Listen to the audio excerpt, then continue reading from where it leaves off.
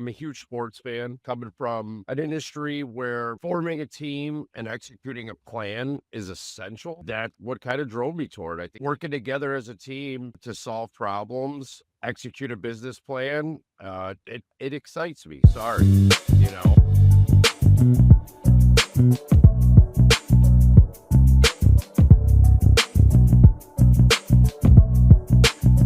Hello, good morning, everyone, and happy Wednesday. I am Justin Nimergood, your host of the Real Estate Rockstars. I'm so thrilled for the guest that we have with us today, Mr. Matt Murphy. Today's guest brings a blue-collar grit, heart, and powerful mission to multifamily real estate. Matt Murphy is a real estate investor whose journey took him from managing one of the oldest auto body shops in Chicago to building and revitalizing communities through multifamily investing, where he calls Midwest mindset. Raised with humble beginnings by a single mother and older brother, Matt spent over a decade fixing cars before shifting his focus to fixing neighborhoods. That hands-on background shaped his people-first approach to real estate, where his goal isn't just properties, it's stronger communities and long-term generational wealth for families. Based in Chicago, Matt brings a practical, no fluff perspective to real estate investing, blending discipline, work ethic, and a deep sense of responsibility as a father and community builder. His story resonates with investors who value fundamentals, relationships, and doing the work the right way. Through the Midwest mindset, Matt shares insights on investing, personal growth, and showing up with consistency while keeping things real, relatable, and grounded. Matt, without further ado, welcome to the show, sir. All righty, awesome. That is an introduction, and happy to be here, Justin. Happy to be here.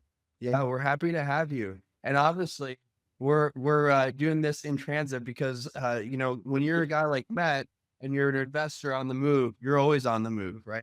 And so on that note, obviously you came from an interesting background, kind of an auto body, we called it blue collar grit, heart and soul and obviously, but what was like, if you could pinpoint it, what was like the first moment where you said, you know what, I want to be in real estate now? Do you remember what that was?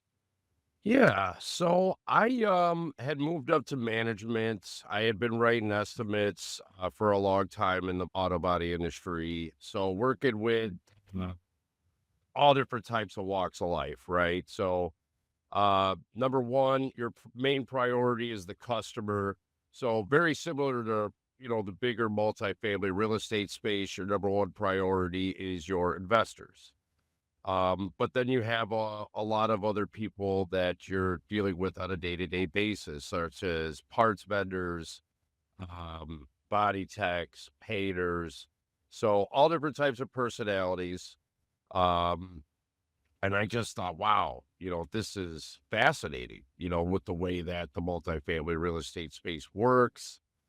Very, a lot of similarities, but a lot of differences and a lot of peaks and valleys, in both industries. You're going to hit a lot of ups and you're going to hit a lot of downs. And I had kind of hit a ceiling with where I had made it in my body shop career. I was working with a family-owned shop, Erie LaSalle. They were downtown Chicago. They had their doors open since 1943. And you know, I think at some point in life, sometimes you get something that you thought you wanted Mhm. and not what you expected, so you got to kind of pivot. And kind of just started learning about multifamily and dove into it. Nice, nice. Let's drill into that. If we say you you expect something and then it's not exactly what you expected, right? I, have shared my thoughts on, where I was in corporate America and hitting that glass ceiling and then realizing that's not really what I thought it was either and having to pivot. So I can relate in some ways.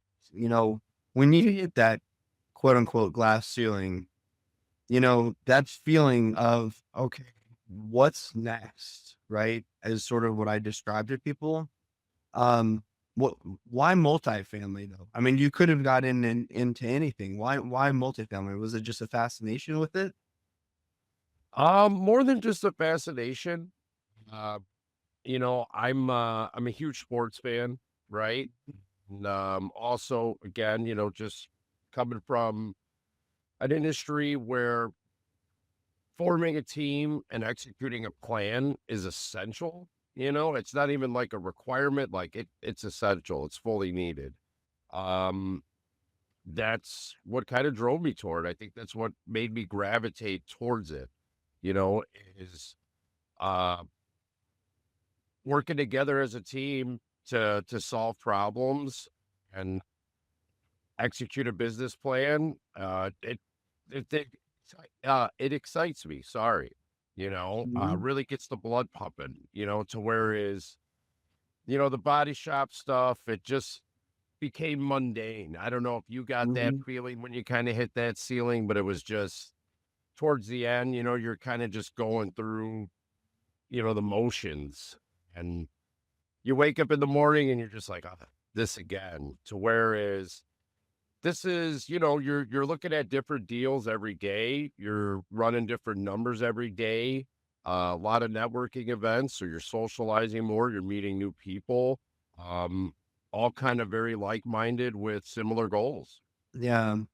Yeah, I do relate to that. I mean, I remember the feeling of mundane of being just, the same monotony, right? The same drag, wanting something different, and so it's good that you found multifamily. So tell us about like what's been your favorite project that you've worked on so far? So far, I'm not in like a whole bunch. Midwest Mindset Partners, we're kind of just getting started. Um, but we got 75 units in Warrensburg, Missouri. Wow, So outside of that's a pretty Chicago. good side project, I'd say. Yes, yes. Now, myself personally, um, I know the operator or what they call a sponsor, if you will. He kind of formulated the plan. That's Green Forest Capital. Um, Lee and his team have, been in business for quite a while. Um, but I actually just got in as a limited partner. So who I'm looking to work with. So I'm just strictly invested. But I was offered to kind of get some behind the scenes stuff and see how things actually operate. Best way to learn the business, right, is to be is in it as you can, right? Learn from someone that has done it before you have. Now, I love that I love the sentence, to fixing neighborhoods. So can you maybe talk about like, that piece of, I guess, I don't know if it's gentrification or what exactly your thoughts and plans are there, just around like, you know, um, that piece of your bio in particular. Yeah, no, definitely. So, I mean, I'm sure you have. I think majority of Americans have, right? We've all lived in an apartment building. Mhm. So I've had a slumlord, like things go wrong, you call them, and it's kind of the last priority on their list, right? And you're just like, hey, I want some cold air because it's 85 degrees in here. You know what I mean? Yeah, Um, please. so yes. So like in a lot of these cases, when you're looking at the apartment communities, um, you're going in with a business plan to buy and fix them up for the tenants, you know? In a lot of cases, people think, well, why are tenants just going to pay for, higher rents? And Mhm. most of them, truthfully, they are, but you got to give them a better place to live, right? So that's kind of what we do. We focus on like light value add properties, so don't think like super, you know, extensive fix and flip type of a project, but something that's maybe been owned for 30 years by the same owner that just hasn't put in the much love that they needed into the last few years. That makes Mhm. sense? Yep, absolutely. And that's a great space to be in when it comes to multifamily because that's sort of the sweet spot of where you can make good, decent money, right? You've got I call it an basically an absentee owner.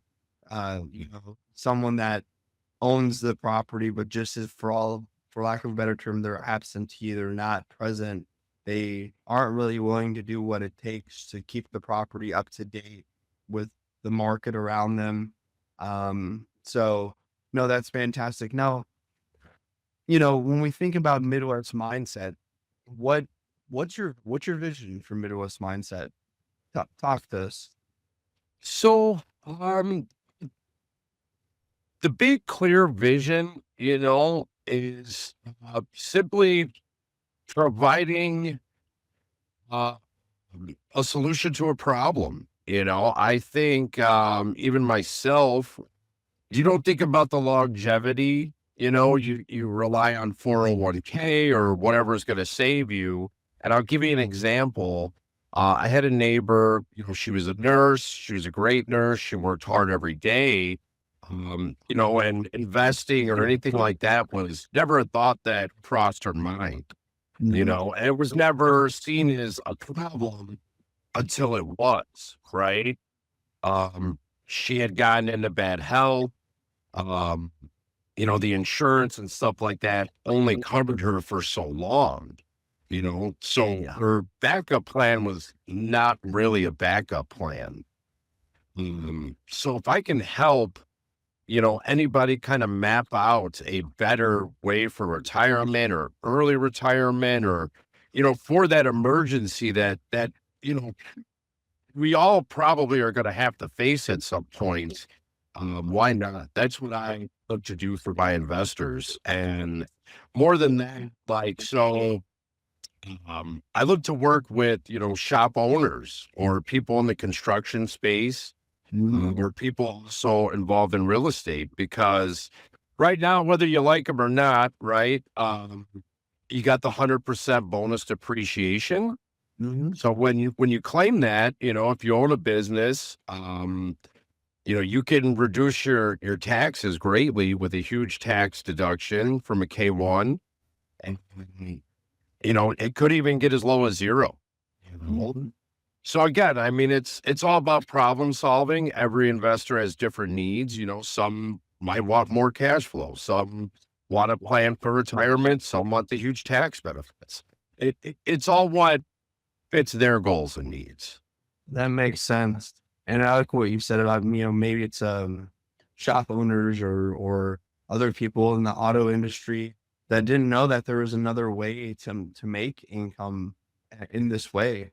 And maybe it becomes either their out or their additional income stream. Um, like you had saw it at one point in time, and obviously you saw it as much more than that. But I always like to say we are usually our best target market, right? Whoever Yes. we were or wherever we came from is usually one of the best target markets you can go after out there anyway. So that's fantastic, man. I mean, obviously you're serving a greater good out there. You're out there, trying to uh, make sure that Midwest mindset gets known out there, and I applaud you for that. We're gonna shift gears for a second to kind of the final segment of the show, where I'm gonna ask you a couple fun questions as we talked about pre-show here. So the first one is this. All right, so imagine for a moment it's your last day on Earth. You can only preserve 3 items in your time capsule. What are those items and why? Now they got to be items, right? They can't be people. I just want to be specific. Well, a person could be an item. I mean, items is let's just put it this way. I interpreted it in all kinds of different ways. So Okay. interpret it however you want, I guess is what I'll say. I would say my partner Ginger and my 2 boys Thomas and Charlie. They're gonna, Those are going to be my 3 things for sure. and they're gonna go with you forever. That's right. That's right. That is so cute, by the way. I've had people say, like memories and like, I want a picture of my family and, I want my wife's, my wedding ring, with my wife and whatever. But I've never had someone just say, I want my wife and two kids.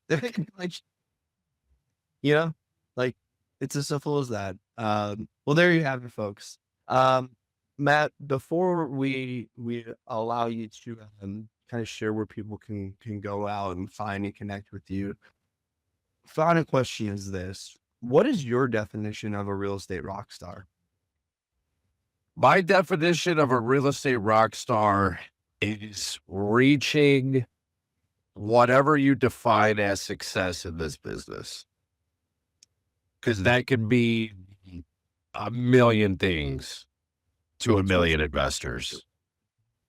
My definition of success might be different for like a short-term rental investor or a buy and hold investor. So whatever that is, I'd say it's on the individual. Nice, nice. There you have it, folks. Mr. Matt Murphy with a absolute masterclass here on multifamily. We'll call it Midwest Multifamily 101. And maybe you should actually, patent that. Midwest Multifamily 101. I kind of like hearing that anyway. Matt, where can folks go and find and connect with you? Our audience out there, or subscribers out there, where can they find and connect with you? Awesome. So you can find me on LinkedIn. Just look for my name. You could also book a call with me on my website, themidwestmindset.com. Or feel free to email me at matt@themidwestmindset. Matt at the Midwest Mindset, or Matt, what did you say was the website again? The Midwest Mindset, Midwest Mindset, the Midwest Mindset Partners.com. Sorry. MidwestMindsetPartners.com or Matt at the MidwestMindset.com. There you have it, folks. All right. Another great guest, another great show. We'll be here again, same time, same place next week. I'm Justin Nimergood, and we're signing off. Thanks, everyone. Thanks for having me, Justin.